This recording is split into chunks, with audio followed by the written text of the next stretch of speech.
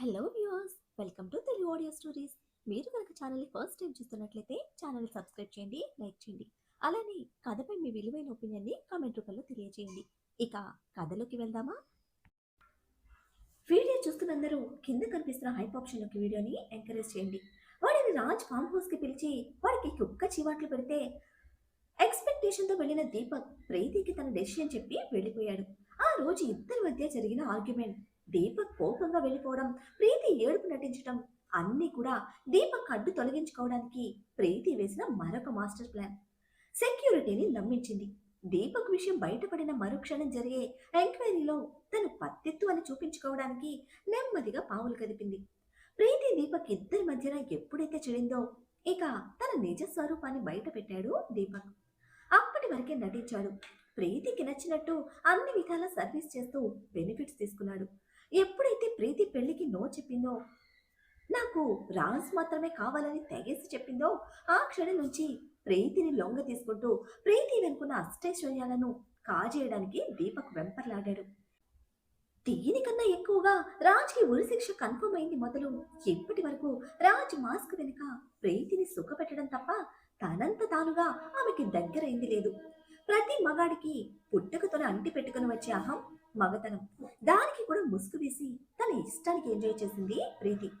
అది వాడిని మరింత వెర్రెత్తిపోయేలా చేస్తే ప్రీతికి కూడా తెలియకుండా ప్రీతి వెనకాల విషిత అవినాష్ వీడియోస్ కలెక్ట్ చేసి ఉంచుకున్న దీపక్ తనకి ప్రీతికి మధ్య వీడియోస్ కూడా సేవ్ చేసుకున్నాడు, ఫ్యూచర్ సేఫ్టీ కోసం.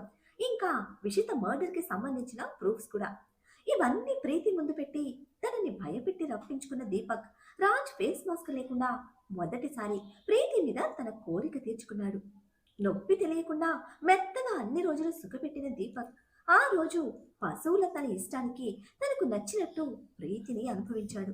అసలు వాడు ఏంటి అనేది ప్రీతికి రియాలిటీ చూపించాడు. విషిత మాదిరిగానే సహస్రను కూడా రాజ్ లైఫ్ నుంచి తప్పించాలనుకున్న ప్రీతి అందుకు కూడా దీపక్నే వాడుకుంది.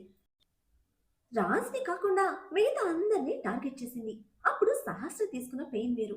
బట్ సహస్ర మీద జరిగిన ప్రతి అటాక్ ప్రీతినే చేయించింది. రాజ్ బయటకు వచ్చాక సహస్రను లేపేయమని దీపక్కి తన మాస్టర్ ప్లాన్ చెప్తే, రాజ్ బయటకు వస్తే తాను కోరుకున్న ప్రీతి ప్రాపర్టీస్ తనకు దక్కవని తెలిసిన దీపక్ సహస్రను కాకుండా రాజ్ని బయటకు రప్పించడానికి అస్త్రంగా ఇన్వెస్ట్ చేసిన పసి ప్రాణాల మీద కత్తి కట్టాడు. ఆ రోజు సహస్రకు ఏమన్నా అయితే రాజ్ బయటకు రావటం జరగదు. అందుకే సహస్రాన్ని ప్రొటెక్ట్ చేయడానికి ట్రై చేసింది ప్రీతి. అయితే దీపక్ ఆలోచన గ్రహించిన ప్రీతికి అది ఎంత మాత్రం మింగుడు పడలేదు.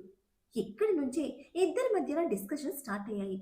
విషిత ప్రాణాలు తీసి ఎన్ని కుటుంబాలకు కన్నీళ్లు పాలు చేసి రాజ్ని జైలుకు పంపించి అవినాష్కి బ్రతుకనేది లేకుండా చేసి చివరికి కన్న వాళ్ళకు కూడా మనశ్శాంతి అనేది లేకుండా చేస్తూ కుట్ర కుతంత్రాలతో అందరి మధ్యన ఏమీ తెలియని నంగనాచిలా కపట నాటకాలు ఆడుతున్న ఊసరి వెళ్ళి తేనె పూసిన కత్తి, రెండు నాలుకల పాము, ఇంకా ఎన్ని పేర్లైనా పెట్టుకోవచ్చు.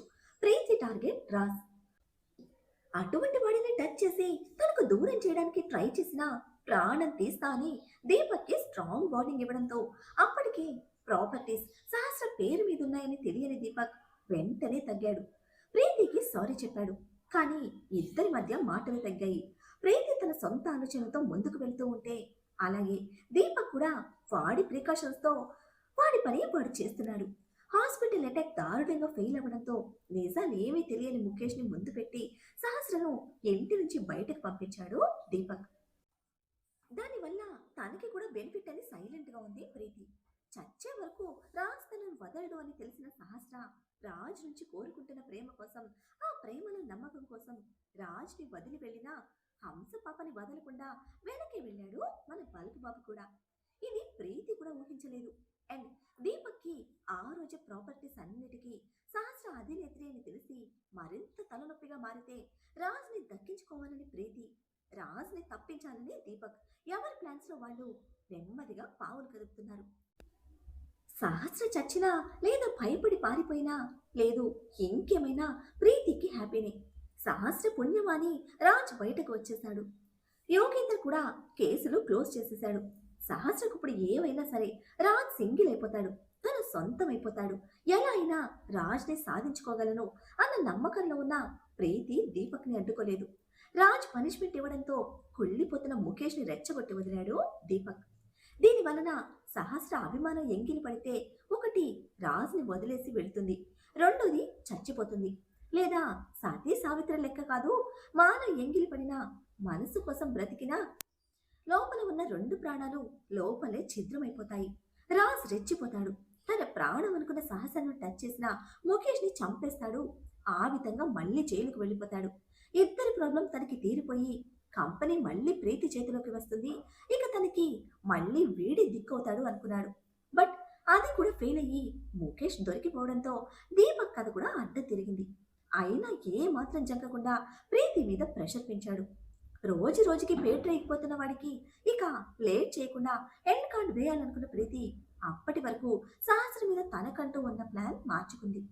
విషితను తప్పించిన అంత ఈజీ కాదు కదా సహస్రను తప్పించడం. రాజ్ ప్రేమను తన కళ్ళారా చూసింది. ప్రతి క్షణం కంటికి రెప్పలా కాచుకుంటూ సహస్ర చుట్టూ ఫ్యామిలీని సెక్యూరిటీగా ఉంచాడు. ఇప్పుడు దీపక్ కూడా తనకి అడ్డం తిరగడంతో మరొకడి హెల్ప్ తీసుకున్నా ఒకడి తర్వాత ఒకడు అంటూ మగాళ్ళు మారుతారు. తనని వాడుకుంటారే తప్ప తన చేతికి రాజు దొరకడు. ఒకవేళ సహస్ర దూరమైతే రాజ్ లైఫ్ లో తనకు ప్లేస్ ఉంటుందా అంటే అందుకు కూడా అవకాశం కనిపించలేదు. దాని వల్లనే సహస్రతో క్లోజ్ గా మూవ్ అవుతూ సాఫ్ట్ కార్నర్ క్రియేట్ చేసుకుంది. విషిత కన్నా దారుణ సహస్ర. విషిత కేవలం స్నేహం వరకే ఆగి తన జీవితం తను చూసుకుంది. దానికే అతి దారుణంగా నమ్మక ద్రోహంతో ప్రాణం పోగొట్టుకుంది. కానీ మన హంస పాప మగుడిని మరొక ఆడది ప్రేమిస్తుందని తెలిసినా కూడా పాజిటివ్ గా రెస్పాండ్ అయ్యి తన మొగుడు గొప్పడు కాబట్టి ప్రేమించడం సహజం అనుకుని ప్రీతికి మంచి ఫ్యూచర్ సెట్ చేయమని రాజ్ కన్నా బెస్ట్ ప్రయారిటీని వెతకమని మొగుడినే రిక్వెస్ట్ చేసింది. ఎంత మంచితనానికి ప్రీతి లాంటి విష సర్పానికి అర్హత లేదు. తానొకటి తలిస్తే దైవం మరొకటి తలచింది అని ఎవరి ప్లాన్స్ లో వాళ్ళు ఉండగానే నిరుపమ్మ సైడ్ నుంచి అవినాష్ ప్రీతిని టార్గెట్ చేశాడు. ఒక పక్క కావాలనుకుంటున్న రాజ్, మరొక పక్క అడ్డుగా సహస్ర, ఇంకో పక్క తనని ప్రతి క్షణం చిత్రవద చేస్తూ తనతో పాటు ప్రాపర్టీస్ ని సొంతం చేసుకుని రాజ్ని లేపేయాలనుకుంటున్న దీపక్. ఇవన్నీ చాలు అన్నట్టు ఇప్పుడు అవినాష్. పిచ్చెక్కిపోయింది ప్రీతికి. ఒకే దెబ్బతో అన్ని క్లియర్ చేసుకోవాలి, రాజ్ని సొంతం చేసుకోవాలని మరొక మాస్టర్ ప్లాన్ ప్రిపేర్ చేసుకుంది.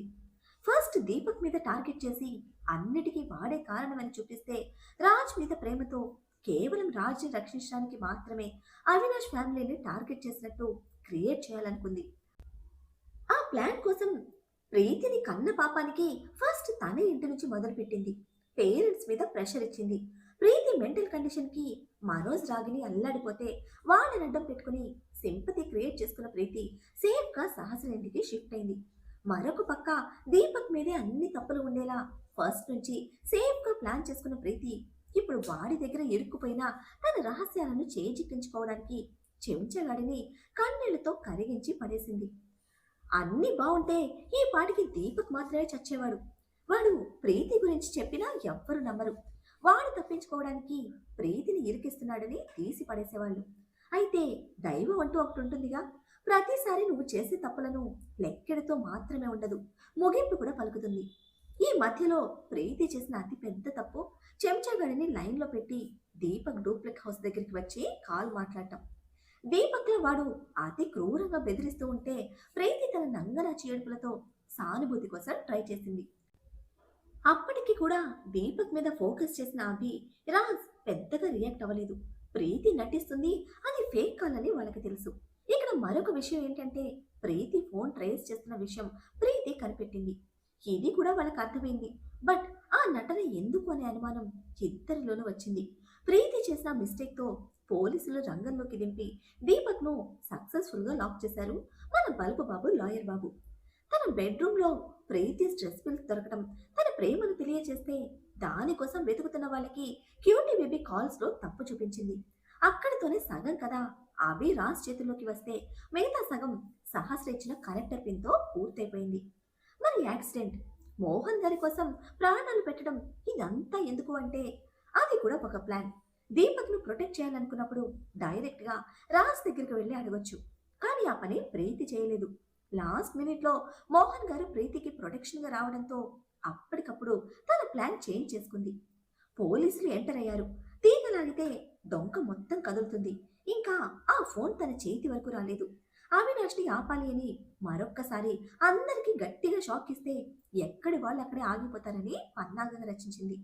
కావాలనే దీపక్ దగ్గరికి వెళ్లకుండా, రాజ్ దగ్గరికి వెళ్లకుండా తనకు తెలిసిన ఒక హాస్పిటల్కి వచ్చి అక్కడి నుంచి దీపక్తో మాట్లాడింది. తన ఫోన్ ట్రేస్ చేస్తున్నారు కనుక దీపక్తో మాట్లాడే ప్రతి మాట ఆచితూచి తన సైడ్ నుంచి తప్పు దొరలకుండా జాగ్రత్త పడుతున్న ప్రీతి మళ్ళీ అదే ప్లాన్ రిపీట్ చేసింది. బట్ దీపక్కి ఊసరి వెళ్లి ప్రతి అక్షరం వెనుక ఉన్న అంతరం తెలుసు కదా. అందుకే వెంటనే మోహన్ గారిని టార్గెట్ చేస్తే ఆ మరుక్షణం తన ప్లాన్ ఇంప్లిమెంట్ చేసింది ప్రీతి. మోహన్ గారిని ప్రొటెక్ట్ చేస్తున్నట్టు నాటకం ఆడుతూ, ఎందుకంటే మోహన్ గారు మాట్లాడే ప్రతి మాట జియా వింటుంది, తను సాక్ష్యం ఇస్తుంది. సో ప్రీతి సైడ్ నుంచి పాజిటివ్ వైబ్ క్రియేట్ చేసుకుంది. ఒకవేళ దీపక్ దొరికిపోయినా వాడి బలవంతం మీద అన్నీ చేశానని ప్రీతి చెప్పుకోవచ్చు. ఇప్పటి వరకు క్రియేట్ చేసిన సింపతి, తను తీసుకున్న ప్రెషర్, ఫ్యామిలీ కోసం, కంపెనీ కోసం తను ఇన్వెస్ట్ చేసిన హార్డ్ వర్క్, సహస్ర దగ్గర చూపించిన మంచితనం, రాజ్ మీద ప్రేమ, రాజ్ని పొందలేని తన పెయిన్ అన్నీ సపోర్ట్ చేస్తాయి, అందరూ నమ్ముతారు అనుకుంది. రాజ్ ఆవేశానికి ఆన్ ద స్పాట్ దీపక్ చనిపోతే ఇక తనకి అన్ని ప్రాబ్లమ్స్ క్లియర్ అయినట్టే. నెమ్మదిగా అవినాష్ను సెట్ చేసి సహస్రను అడ్డు తప్పించుకొని మళ్ళీ రాజ్తో తన లైఫ్ బ్యూటిఫుల్ గా ప్లాన్ చేసుకోవచ్చు. సో మోహన్ గారి కిడ్నాప్ జరిగినా, వాడు చచ్చినా అది తనకే ప్లస్ పాయింట్ అని పనిలో పనిగా మరొకసారి తన ఊసరి వెళ్ళి నాటకాన్ని ప్రదర్శించి కావాలనే మోహన్ గారి కోసం పరుగులు పెట్టి యాక్సిడెంట్ చేసుకుంది.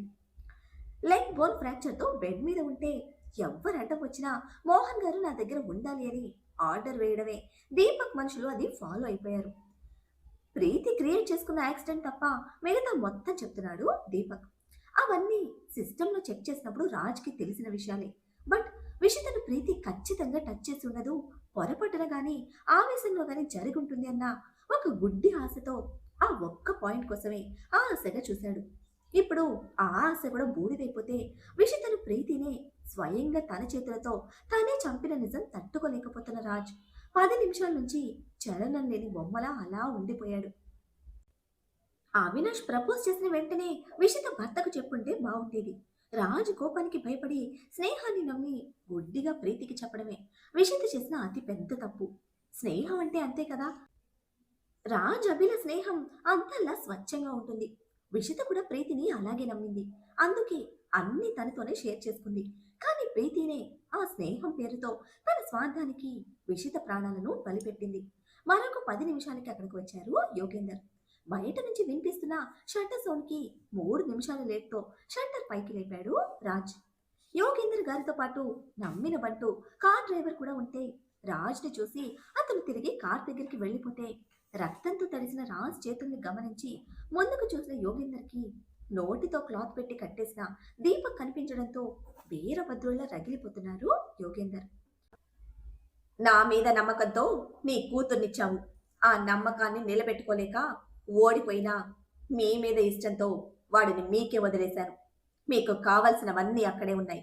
ఏం చేసినా అడ్డు చెప్పేవాళ్ళు లేరు అంటూ షట్టర్ 3 వంతులు కిందకి దింపి బయటకు వెళ్ళిపోయాడు రాజ్. కూతురి మరణం ప్రమాదవశాత్తు అని తెలిసిన 3 సంవత్సరాలు వెంటపడి దక్కించుకున్న అల్లుడినే వదల్లేదు యోగేందర్. అటువంటిది ప్రాపర్టీస్ కోసం, సొసైటీలో ఒక ఐడెంటిటీ కోసం, అవినాష్ మీద కోపంతో, ఇంకా ప్రీతి కోసం వాంటెడ్గా తన కూతురు ప్రాణం తీశాడు అని రాజ్ నోటి నుంచి వినడమే ఆగ మేఘాల మీద వచ్చిన యోగేందర్ రక్తం కొత్తలాడిపోతోంది. చంపడం మాత్రమేనా, విషిత చావుకి, చావడానికి ముందున్న బ్రతుకుకి అర్థం లేకుండా చేసేశారు. తన బంధానికి, తన ప్రేమకి నిజాలు తెలిసే వరకు విలువ లేకుండా చేసేశారు. ఆవేశాలతో కొంతకాలం, అపార్థాలతో కొంతకాలం, అనుమానాలతో మరికొంతకాలం ఏ ఒక్కరికి సంతోషం లేకుండా చేసేశారు. ప్రశాంతత లేని బ్రతుకు మరణం కన్నా దారుణంగా ఉంటుంది. ఎందుకు బ్రతుకుతున్నామో, ఎవరి కోసం బతుకుతున్నామో కూడా తెలియని యోగేందర్ సుచితలకు ఈ రోజు, ఇప్పుడు ఇంకా తమ ప్రాణాలతో ఉండడానికి కారణం తెలిసింది. ఎందుకు చంపావురా నా కూతుర్ని, ఏం పాపం చేసిందని చంపావు అంటూ ఒక్కసారిగా తండ్రిలా ఏడవలేదు యోగేందర్. దీపక్ నోటికున్న కట్టు విప్పుతూ ఎవరు చెప్తే చేశారు అని ఇంకా తనలో ఉన్న అనుమానాన్ని ప్రశ్నించారు. అది వాడి వల్ల కాని పని అని యోగేందర్కి తెలీదా? తన అల్లుడిని దాటి విషత వరకు రావడం అంటే అంత ఈజీ కాదు. దాని వెనుక పెద్ద కుట్రే ఉండాలి. ఆ కుట్రలో ఉన్నది ఎవరో తెలుసుకోవడానికి పని కట్టుకుని యోగేందర్ పరుగుల మీద వచ్చింది. ఊ ఊ అంటూ వస్తున్న సౌండ్‌కి దీపక్ కట్లు విప్పి తల దించి చూసిన యోగేందర్‌కి బయటకు పడిపోతున్న నోట్లో క్లాత్ వెనకే కారుతున్న రక్తం ధార కట్టి కనిపించింది. ఒక్క క్షణం నివ్వెరపోయిన యోగేందర్ వెంటనే వాడి నోరు నొక్కి చూస్తే అక్షరాలు పలకడానికి లోపల నాలుకే లేదు. అది రాజ్ పనే. ఎందుకోసం వేరే చెప్పక్కర్లేదుగా. అదుపు చేయలేని కోపంతో ఊగిపోయారు యోగేందర్. రాజ్ అని గట్టిగా అరుస్తున్న మామగారి గొంతుకి కార్నర్ స్మైల్తో షట్టర్ నుంచి దూరంగా వెళ్లి హంసపాపకి కాల్ చేశాడు మన బలుపు బాబు. ఇంటికి వచ్చేసింది అప్పటికే సహస్ర. హాస్పిటల్లో ఎక్కువసేపు వద్దని ప్రీతి కాన్షియస్ లోకి రావడంతో పిల్లల్ని సుజాతమ్మను సహస్రను తీసుకుని ఇంటికి వచ్చేశారు మానస. ఎక్కడున్నావు అని అడిగితే అదే చెప్పింది సహస్ర. మా అమ్మ చూసావా ఎంత మంచిదో, ఉత్తమ అత్తగారిలా నీకోసం అన్నీ చేస్తుంది అని నార్మల్ గా మాట్లాడుతున్నది అప్పుడు కూడా మానలేదు బాబు. నా ఒక్కదాని కోసమే కాదు, అందరి కోసం అలాగే చేస్తారు. ఇంకా నేను చాలా స్పెషల్. ఎంతైనా ఈ మెంటల్ మోనార్క్ ప్రేసకిని కదా అని ముద్దుగా తనకు తానే సర్టిఫికెట్ తెచ్చుకుంటూ, ఫ్రీ అయ్యావా, ఇంత ఫ్రీగా మాట్లాడుతున్నావు అని బాబు గొంతులో వినిపిస్తున్న ప్రశాంతతకి ప్రశ్నిస్తే, ఇప్పుడేగా సర్టిఫికెట్ ఇచ్చావు, ఇంతలోనే అడుగుతున్నావు, నీ పుట్ట పొరుగుల బ్రెయిన్ సరిగ్గా వర్క్ చేయటం లేదా అన్నాడు వెటకారం మిక్స్ చేసి. అది నా కోసం ఇచ్చుకున్నాను, విసిగించకుండా ఆన్సర్ చెప్పు అంది సహస్ర కోపం చూపిస్తూ. అంటే నా మీద నమ్మకం లేదు, మెంటల్ మోనార్క్ శాడిస్ట్ అని స్టాంపులు మాత్రం వేస్తావు అంటూ ఎద్దేవా చేస్తూ ఉంటే, ఇలా విసిగించకుండా స్ట్రైట్ గా పాయింట్కి రా. ఎవరున్నారు నీతో, వర్క్ అయిందా, ఏ టైంకి వస్తావు, అన్నయ్యను పంపించేసి నువ్వొక్కడివే అని వరుసగా ప్రశ్నలు అసహనంగా పొంగుకొచ్చాయి హంసపాప నుంచి. వింటే తిడతావు అన్నాడు ఒక్కటే మాటగా. తిట్టినా చెప్పాలి అంది తగ్గకుండా. గడ్డం పుచ్చుకొని బతిమిలాడినా మీ సీతయ్యకి కంపెనీ ఇస్తున్నా అన్నాడు హ్యాండ్ వాష్ చేసుకుంటూ. సీతయ్య అనగానే కళ్ళు పెద్దవి చేసిన సహస్ర, మీ ఇద్దరికి మాటలు లేవు కదా, పెద్దనాన్నతో ఎలా ఉన్నావు, అసలు నాకెందుకు చెప్పలేదు, అంటే నా దగ్గర నటిస్తున్నావా అంటూ తిట్ల లిస్ట్ మొదలు పెడితే రిలాక్స్ గా ఎంజాయ్ చేస్తూ డ్రైవర్ని పిలిచి బాటిల్ ఇస్తే అతనిచ్చిన టిష్యూస్తో డంప్ యార్డ్ ఎంట్రన్స్ లో ఉన్నా అని అడ్డు పెట్టుకుని కూర్చున్నాడు మన బలుపు బాబు. వదలకుండా టైం మర్చిపోయి మరి తిట్టిపోసింది హంసపాప. ఆ తిట్లతో ఇప్పటి వరకు తీసుకున్న ప్రెషర్ మొత్తం వదిలించుకున్న మన బలుపు బాబు, నాతో పాటు నా బేబీస్ ని కూడా హింస పెడుతున్నావు తెలుస్తుందా అని చురక వేయడంతో సడన్ బ్రేక్ వేసినట్టు ఆగిపోయిన సహస్ర కందగడ్డ మొహాన్ని ఊహించుకుంటూ నవ్వుకున్నాడు రాజ్. నెమ్మదిగా బెల్లి మీద చేతి నుంచి, సారీ రా బంగారాలు, క్షణం కూడా మీ డాడీ నన్ను నార్మల్ గా ఉండనివ్వడు అని అపాలజీ చెప్తూ ఉంటే ఇటు వింటున్నాడు రాజ్. అసలు ఎలా నవ్వుతున్నావు, ఎంత టెన్షన్లో ఉన్నానో తెలుసా, ఇంకా నువ్వు రాలేదు, బయట సిచ్యువేషన్ తెలియదు, పైగా పెదనాన్నతో ఉన్నావు, ఇదేమీ నీకు పట్టదు, నా టెన్షన్ అస్సలు పట్టదు, ఉన్న టెన్షన్ నీ తిక్కతో డబుల్ చేసి ఎంజాయ్ చేస్తున్నావు. ఆంటీ అంకుల్ అలా చూస్తుంటే కష్టంగా ఉంది. ప్రీతి ఫ్యూచర్ గురించి వాళ్ళు చాలా బాధపడుతున్నారు. ఇవేమీ నేను అడగకూడదు, అడిగినా ఇలా అడ్డదిడ్డంగా నన్ను డైవర్ట్ చేసి ఆడుకుంటున్నావు అని సహస్ర సీరియస్ అవడంతో, ప్రీతి సెట్ అయ్యే వరకు వాళ్ళకి ఆ పెయిన్ తప్పదు, అది తప్ప అన్ని క్లియర్ అని చెప్తూ ఉండగానే వినిపిస్తున్న షట్టర్ సౌండ్కి తిరిగి చూస్తూ, మీ సీతయ్య వదిలించుకొని వచ్చేసరికి లేట్ అవుతుంది, వెయిట్ చేయకుండా పడుకో అని సహస్రకు బాయ్ చెప్పి కాల్ కట్ చేసి యోగేందర్ దగ్గరికి వచ్చిన రాజ్ చంప చెల్లు మనిపించి ఒక్క మాట కూడా మాట్లాడకుండా డ్రైవర్ని పిలుస్తూ వెళ్ళారు యోగేందర్. మరి అసలు మన బలుపు బాబు మనసులో ఉన్నదేమిటి, ప్రీతి గురించిన నిజం యోగేంద్ర గారికి తెలియకూడదని ఎందుకు అనుకుంటున్నాడు, ప్రీతి విషయంలో రాజ్ డెసిషన్ ఏమిటి, ఇన్ని నేరాలు పాపాలు చేసిన ప్రీతికి చివరికి దక్కేదేమిటి, ఏం జరుగుతుందో తెలియాలంటే నెక్స్ట్ ఎపిసోడ్ని ఫాలో చేయండి. అలానే ఈ ఎపిసోడ్ని లైక్ చేయడం మాత్రం మర్చిపోకండి. Bye friends.